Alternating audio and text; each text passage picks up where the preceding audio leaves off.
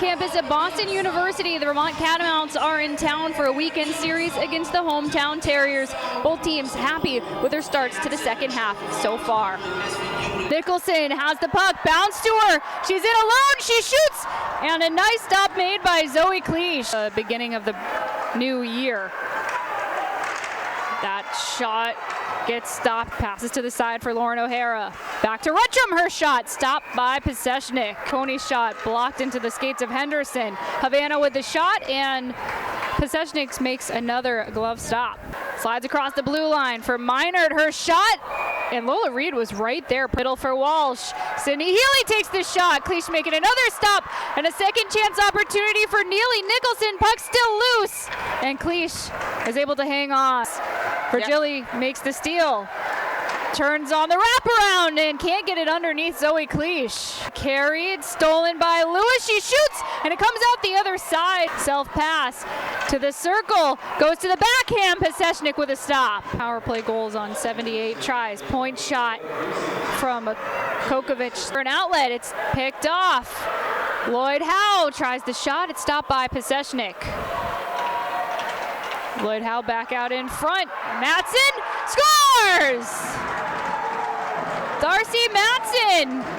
Hemp around the boards to O'Hara out in front. Rutschum has her shot stopped by Peseshnik. Control when she makes a move like that. As that one turned over, and another good chance for Darcy Matson. Played past experience playing forward, so it could be a look for them. Healy hits the post, and it hits Cleach and stays out. It was behind her.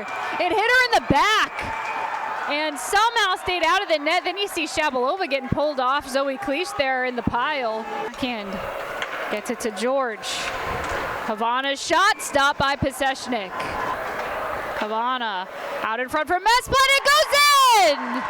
Vermont with a power play goal. Across the blue line, one-timer from Carey. Got a piece of one of the Vermont players out in front and chases the puck to the end boards. Reed out in front, backhand wraparound try, gets stopped. To Hemp. Hemp's shot, rebound, and a goal at the end of the power play by Morgan Skoda off the pads of Peseshnik. Over to Matson, makes a move to the backhand, she shoots, and it's stopped by the shoulder of Peseshnik. The shots and more traffic in front of the net. One-timer from Kira Healy, bar down. And they're going to go get the puck for Kira Healy. Her first career goal. Does end up shaking it off. Lily Wilkie with a chance. Stopped by Cleach. Henderson throws it in front. Wilkie back pass to Reed for a shot. And Cleach got a shoulder on it. Harris. Shot by Lewis. Big rebound. Came back out, but right to Bertelson. Throwing it back out to the point. Brochu shot blocked. Here comes Sydney Healy in alone. She shoots and she scores! A goal for Sydney Healy in the final minute. She adds a second goal of the game for BU. It's 5-2. Henderson out in front. It comes to Kelly, but we get the horn. And that'll do it here from Walter Brown Arena in the first game of this series between the Catamounts and the Terriers. A decisive win for Vermont. They didn't look like us out there, so hopefully we'll reset and have a performance to evaluate tomorrow. Before the season, you kind of mentioned how Kira Healy was going to take a bigger role in the power play. The one time there, she finally got her first one. It's been a long time. Can you just speak to that a little bit? Had faith, we've seen it. Excited for her to be able to get that off, and I think it's just the unit connecting and clicking and making those assertive passes and anticipating where each other's going to be. But the skill, the one-timer, it's there, and proud for her to get her first one tonight. Pretty one. You said it didn't look like you guys. Just, I guess, what went wrong? I think we'll have to debrief and figure that out. I don't think it's a simple answer, right? Obviously, coming into the weekend after an emotional loss, but that's not an excuse. And just I think recognizing where we are and what game plan we have to put forward and commit to it and stay true to it. And I think we'll dive in and try to debrief in the morning. When I talked to Maeve Kelly in between the second and third, she said that you want the team to, go back to the game plan, take it one step at a time. Did you see that kind of change and shift into the third period? A little bit, but then not so much. I think we were kind of up and down all game, and we just never put consistent shifts together. Maeve, obviously a heartbreaking one on Tuesday. Just as the captain of this team, just what was it like kind of this week in practice? How are you guys kind of just trying to have a short-term memory from tonight's game? I think we did a good job showing up Thursday, dialing back in, and just getting ready for this big weekend because we know these games mean a lot. Just put it in the past and keep moving forward. Obviously, Vermont likes to play off the rush. Do you think that caused you guys any trouble today, or just what did you see from them?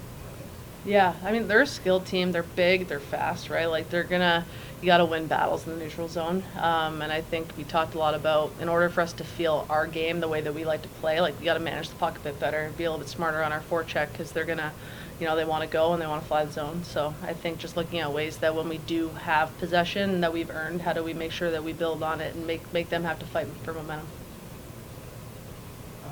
Team obviously struggled on special teams tonight, gave up 3 power play goals, gave up one shorter while they were at it.